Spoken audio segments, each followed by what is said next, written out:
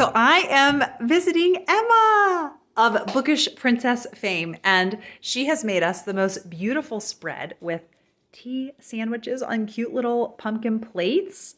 And you got these, they're petit fours? Yeah, I thought that would be appropriate for a sort of Victober. Yes. Yes, this one's pumpkin, chocolate raspberry, chocolate peanut butter, pistachio, vanilla, and chocolate. Stop it. Oh my gracious. That is incredibly exciting. And you know what? I recently have come to love chocolate and raspberry. It's not, yeah. It's very good. Sometimes I don't like the fruit. You know, you need the chocolate purist, but the Yes. raspberry can be a nice kind of refreshing touch. It can. And then Emma gave me a copy of the Book of Cymbeline. I will link to the whole video. That's like the background of Emma making it. But this is her cat Cymbeline, and she did beautiful watercolor for it. So it's very exciting. And we're going to film a couple videos together. And yeah, maybe go to the farmer's market. We're going to make terrariums, and I forgot my container. So we'll see. Yes.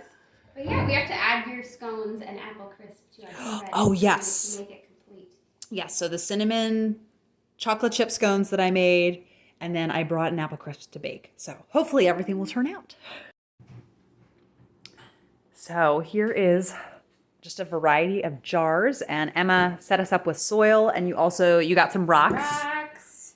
Got our little spritzers, which Perfect. This is so cute, the one Kate found.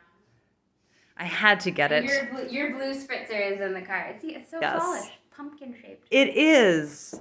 So cute. And although I did realize something, I completely made up that in North and South, Margaret takes a Wardian case. It's like, it seems like something she would have done, like brought plants from her house there. But I was looking in the book and I kept reading. I'm like, not there, not there. Okay, I just made this up. In the movie, the way they have that thing of her with the flower that he brings and it's in his waistcoat pocket. Right. It totally sounds like something that Yes. Gaskell would have loved the idea. She would. If she would be flattered if today she knew we were doing this in honor of Margaret.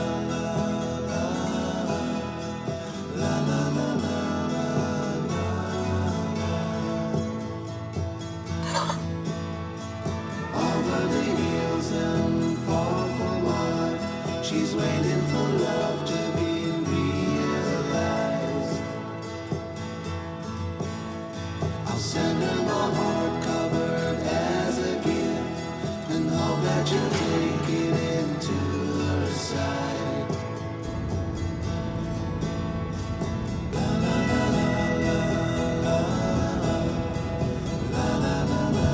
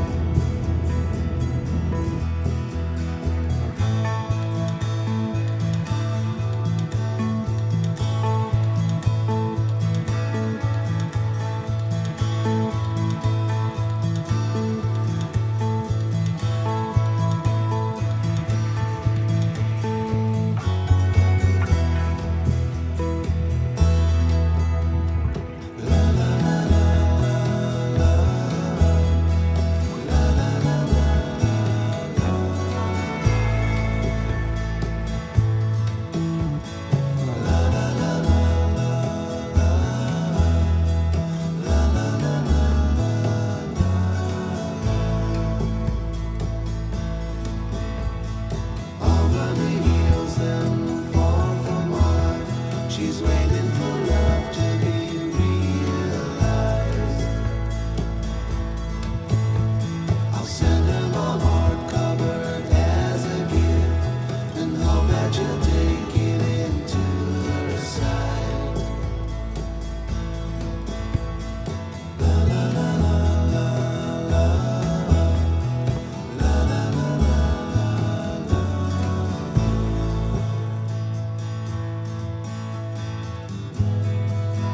I am at the beach. I lost my voice, so I won't talk much. Hopefully it'll be back tomorrow, but it's been gone a couple days. But I'm so excited because the hand pies that you saw yesterday turned out really well. I didn't know if they would. And so I have the savory, ham, cheese, caramelized onion, and apple. I can smell it. And then the sweet coconut apple. Last night I did try the coconut apple with my husband, and he is such an apple pie fan that he said, I like it, but I think it's fine without coconut. So I'm excited. This is my third beach that I tried. It's my first time kind of like trying to venture out to beaches that I have access to. And I found it. And so now I'm here and the waves are lapping. It's lovely. I'm going to read some of Mahala of the Salt Marshes, which I am thoroughly engrossed in. And I'm going to have a picnic. It's going to be nice. And I brought hot chocolate too, which I'm very excited for. My husband let me borrow his work thermos. And, it is still piping hot. So I don't know if you can see the steam, but I'm very excited to have some. And being very decadent and indulgent today, I even brought some whipped cream.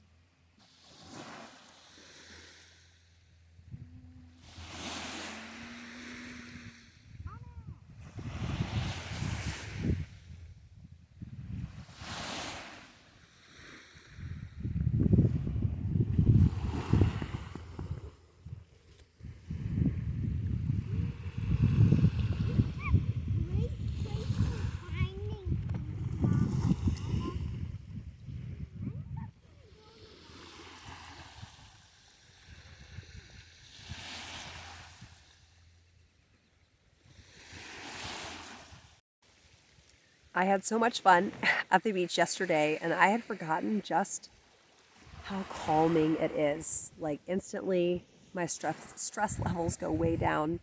I had so much fun reading Mahala of the Salt Marshes, but I left the house a little later than I should have, and then it took me a while to actually find the beach that I ended up at because one of them was closed and then one of them ended up being just a pier.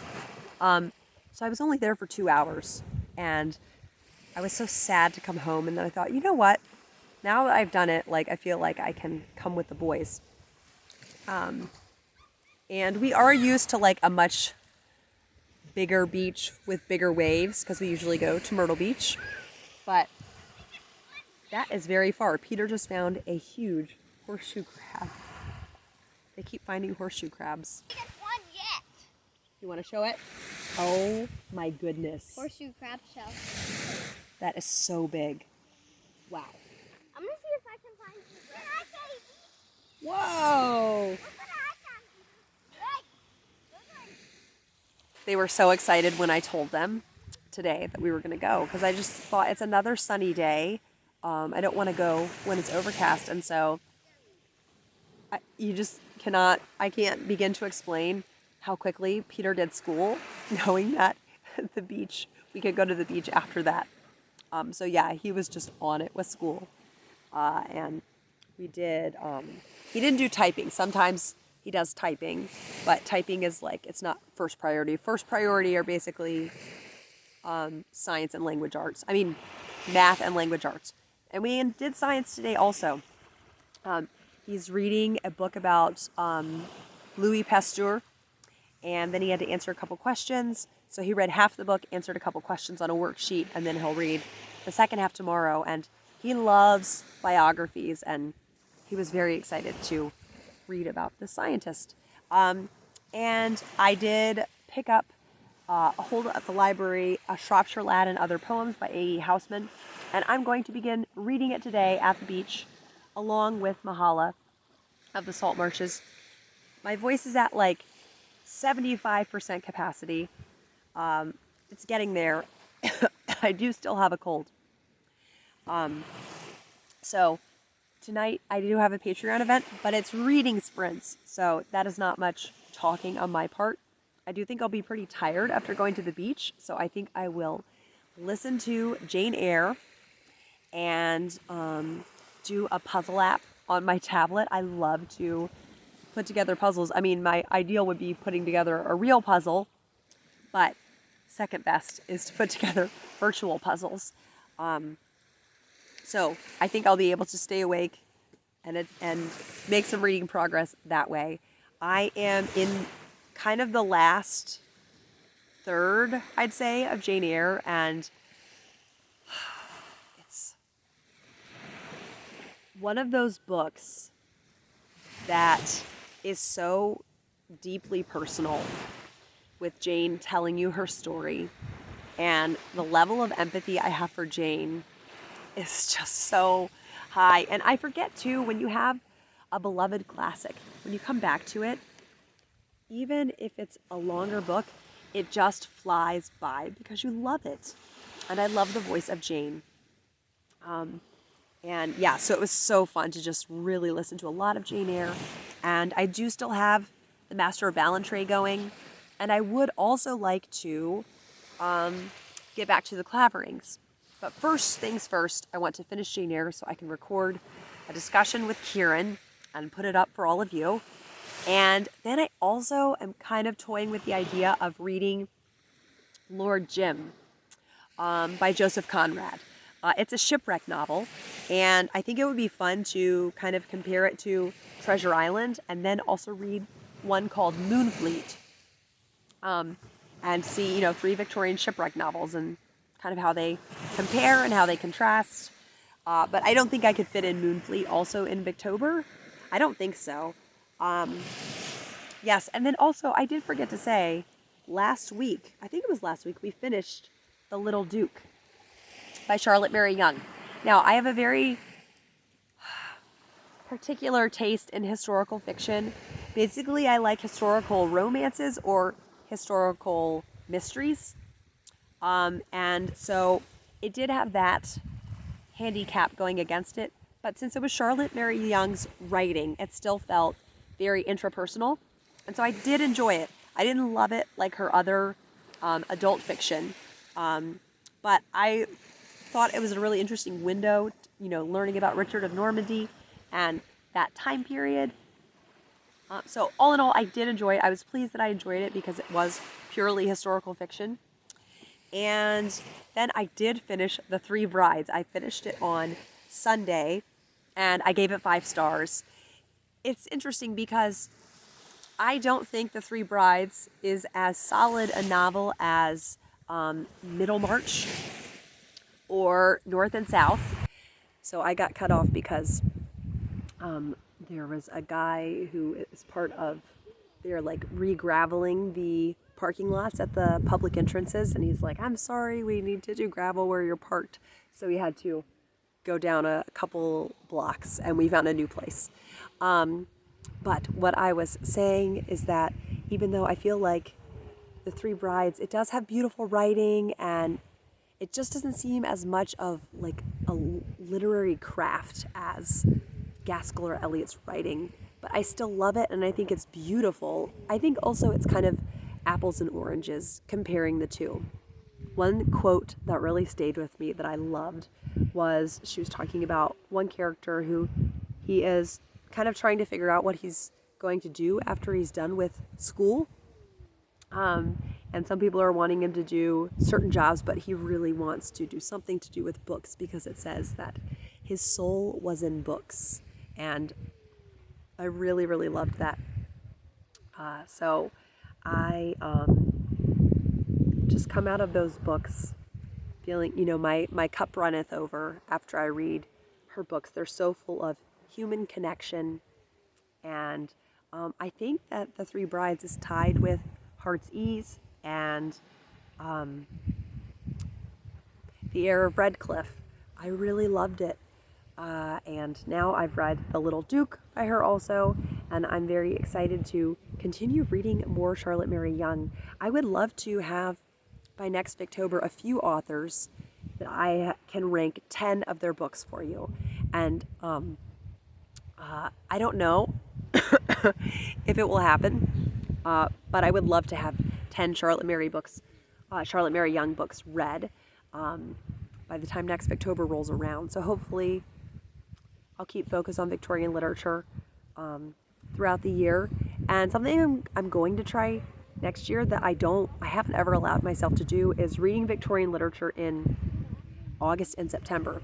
When I always have my reading slump, the only thing I want to be reading is Victorian literature, but I'm so paranoid it's going to ruin Victober. But 2 years ago I read, or a year ago, I read In the Roar of the Sea in August, and it just made me more excited for Victorian literature. So I think as long as it's one that I enjoy, then I can treat myself to that.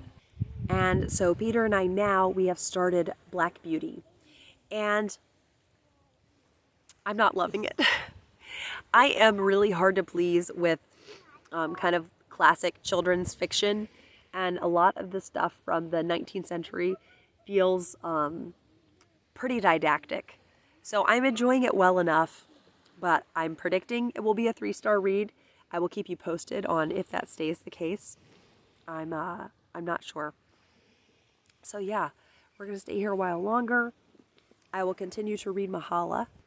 I'm almost 100 pages in, and I am enjoying it. I don't know if I'm going to love it, but it's definitely a solid, enjoyable read. One thing that is so funny to me is Mahala's personality. She is definitely,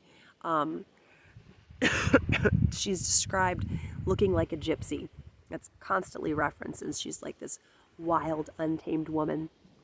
And in one scene where she is with the guy who she's in love with, and another girl who is competing for this guy, and this girl is totally like a Nellie Olson type character. So Nellie Olson from the Little House on the Prairie series, Miss Press, and just snooty and annoying to be around. And they're walking by the salt marshes, and Mahala gets so mad at her that she just shoves her in the water. I laughed out loud when I read this scene. I was so shocked by it. My voice is giving out. So that's all for now, and I'll keep you updated on my reading. Emma, I'm gonna take a walk along the coast.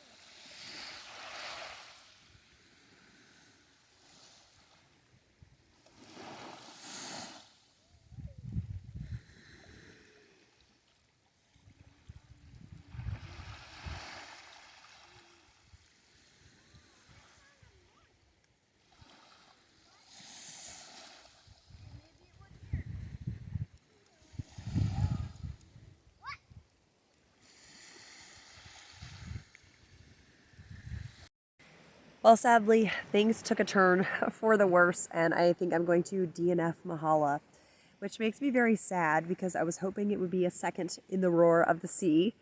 And I'm just finding that I'm bored and I'm feeling very daunted by the rest of the book. And I have less than 200 pages, which in Victorian novel numbers, that's not a lot at all. And so when I find that reading feels like a chore and it's not something like the Fairy Queen, I just need to DNF it.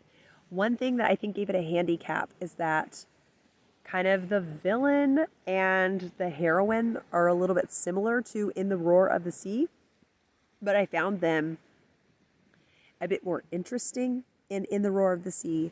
Also, on top of that, the turn that the plot has taken, my interest immediately decreased as soon as I realized what he was doing with the plot. And then I went ahead and I looked up the ending. I spoiled myself. And the ending for In the Roar of the Sea is so much better.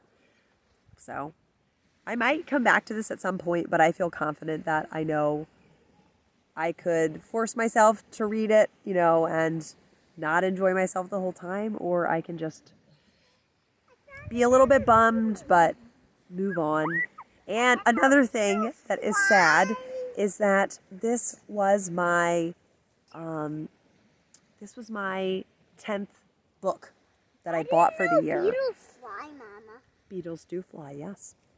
This was my 10th book that I bought this year, and I'm DNFing it. So I think I'm just going to go over because I really want to buy the new illustrated Harry Potter and some books for Christmas and some Cloak and Dagger Christmas mysteries. And I'm just going to do it and I'm just going to go over. But I was very self-controlled until like Victober hit, and then I bought 4 books all in a row. So yeah. Oh well. I don't know what I'll be picking up next physically. Maybe actually I will go ahead and start reading Mr. Harrison's Confessions. I was worried about leaving that for the last week. I originally put it in the schedule for the last week, and I thought, you know what? I keep saying I'm going to read it, and then it gets pushed to the last week. So yeah, I think I will read that. So, oh well, but it happens. You can't love every novel, even the Victorian ones.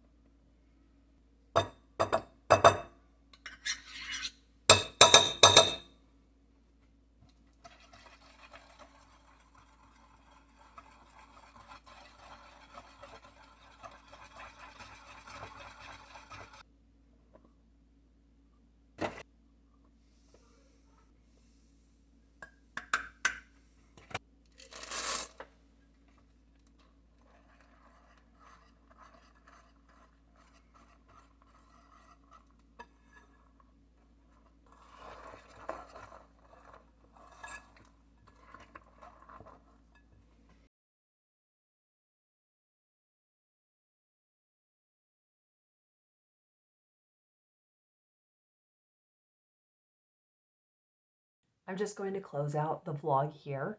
I didn't end up vlogging much during the weekend because it was filled with Patreon events, and Saturday was a very intense fatigue day.